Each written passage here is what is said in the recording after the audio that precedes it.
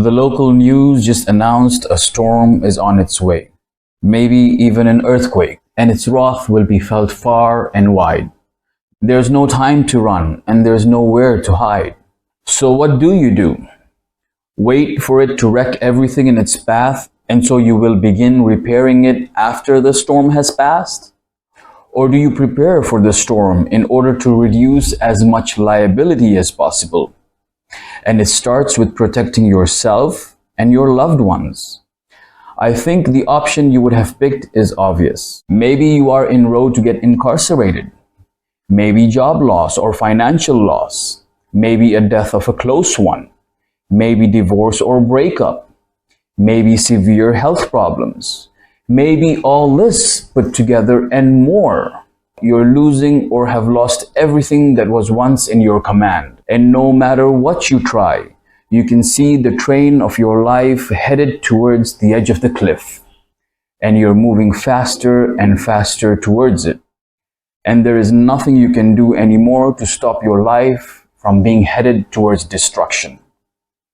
If you see that storm is headed your way, and the storm is not in your hands to control, then your only option is to prepare for the storm the best way you can. And so when the storm hits, the colossal damage is contained to its minimum, and so recovering from the storm will also become easier. The key to understand here is the storm is coming. There is no time to run, and there is no room to hide. So your only option is to prepare, or then to suffer in the adversity and the repercussions that come with it. Adversities are life-altering experiences. That's not debatable. However, being the victor over being the victim as a result of adversity is entirely your choice. And so let's walk through the first 3 steps to take in order for adversity to make you a victor by taking the power that comes along with adversity and how to turn things around forever. These are the 3 easiest routines to prepare for adversity, but the results are highly impressive. It's taken years of research, years of concentration. The first thing before anything is to learn to breathe. If you know the power of breathing, if you know the results of improper breathing versus the rewards of breathing properly, this in itself will take you out of adversity by at least 50%, just from breathing.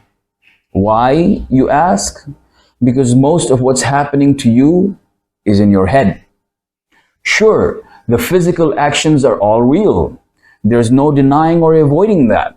The actions you took, or the choices you made, or the generational curses, or well, just pure bad luck has all created visible struggles on the horizon for you. And so maybe you are going to jail, you are getting a divorce, you lost control over your finances, you got deserted and abandoned. These are all physical actions in which others' emotions are playing over your emotions. The physical journey in jail is real. It will bring with it physical adversity. Loss of money is real. The loss of tangible money brings the loss of physical fortunes. Divorce brings with it physical loss, where a person who was once present and available isn't physically there anymore. So yes, all these are physical. But more than being physical, these are all mental. And so being able to take control of your breath and breathing properly helps you stabilize your thoughts, helps you stabilize your emotions, and helps you stabilize your feelings and impulsive decision making. Focused and conscious breathing is the first step to taking back control of your nervous system, of your decisions, of your life, and of your destiny. If you control these, then you are already 50% prepared to hit rock bottom and bounce right back up. The link to the session is on the screen, where I spoke in detail of what to do and how to come out of rock bottom winning. Right now, we are speaking about how to prepare yourself while headed towards rock bottom. Whatever the reason may be, you're headed towards that disaster, and as much as you are trying to control the situation and avoid further losses, What you must understand is that if you are headed for rock bottom and you can feel it coming closer and you can see it getting closer, then stop trying to do anything. Switch off all your engines like the great ocean liner in a sea storm. Switch off your engines and just drift into the adversity. Sure, it will toss you around. Sure, you will be soaked in sorrow and hardships that come with adversity. But if it's reached to a point where you cannot repair it and you must go through the adversity, then do not try and fight it. If you try to fight it, it gets worse. So you must just accept the situation and drift until the storm is over. The second act you must begin practicing is changing your mindset. And once you learn to breathe consciously, changing your mindset becomes a bit easier. You've hit adversity and there is not much you can do about it in the current situation. However, changing your mindset will ensure you don't ever end up in this situation again. Because the first step to changing your mindset is realization of self. Maintain a positive mindset. You have not been victimized. You have been given an opportunity to be victorious. You are going to jail. You are not the victim. You lost your job. You are not the victim. You're headed for divorce. You are not the victim. Your partner walked out. You are not the victim. Your loved one died.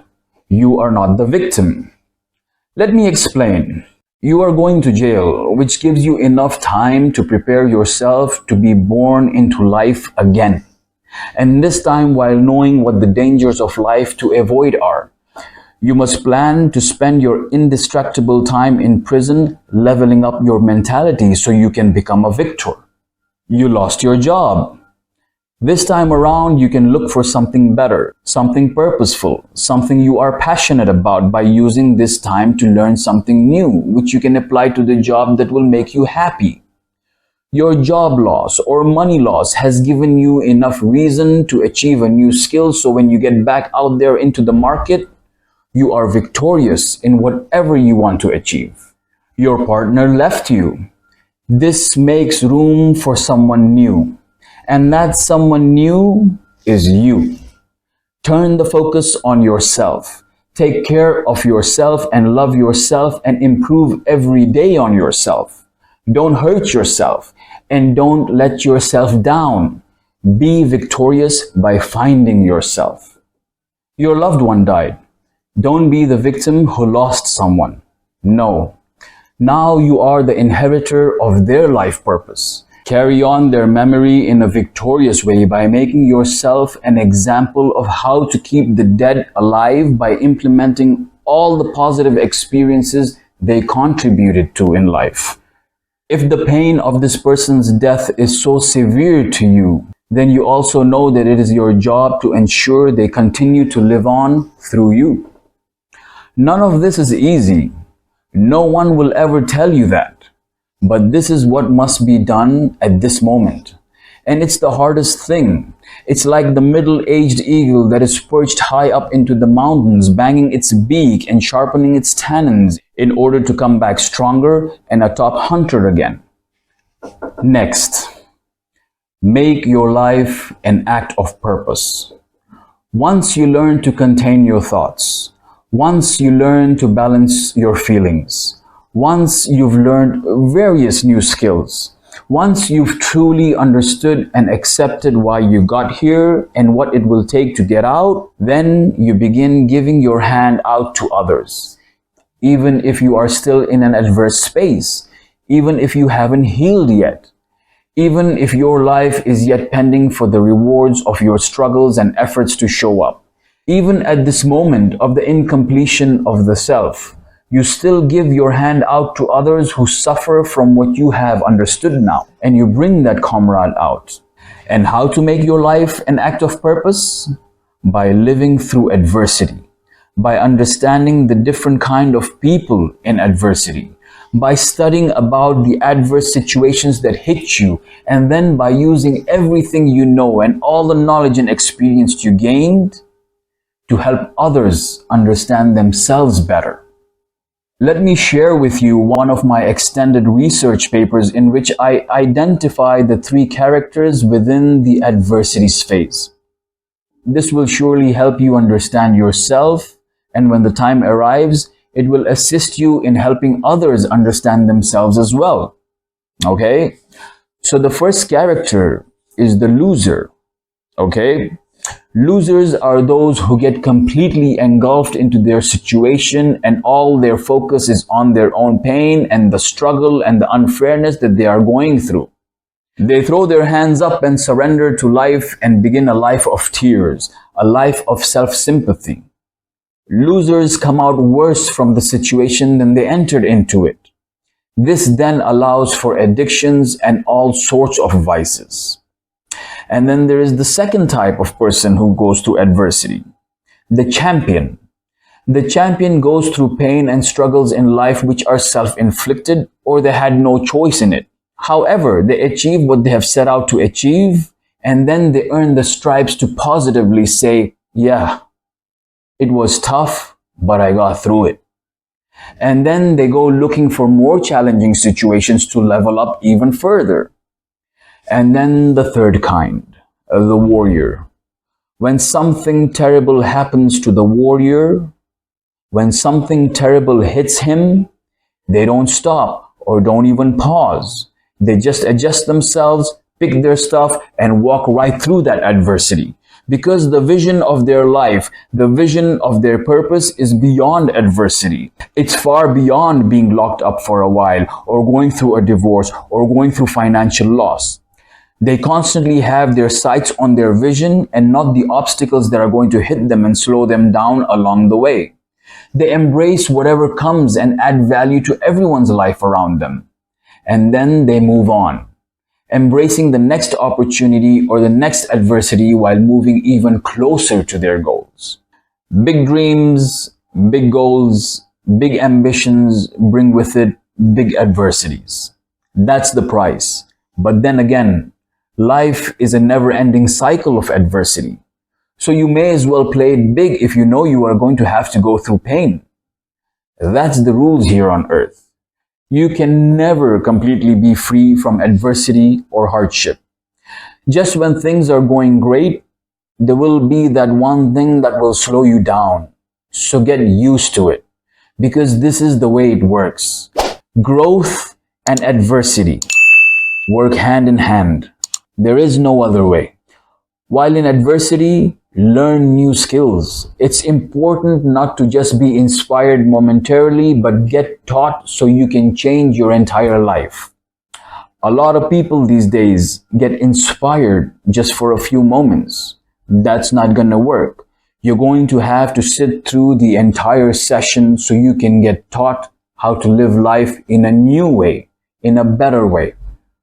If it's domestic adversity you are suffering from, then study relationships. If it's financial adversity that you are suffering from, then study money.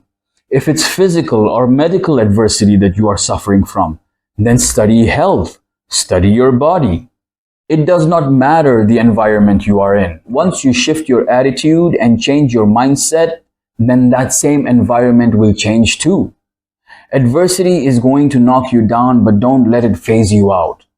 Stay conscious and remain awake through adversity. It's only in this state that you will receive the answers you need to turn things around. You must learn to figure out how to make it work, or else you could just keep sitting there and wondering what happened and how you got here. If you keep thinking about things that are out of your control, then you will truly lose control of everything else. Maybe you brought this adversity upon yourself, maybe not.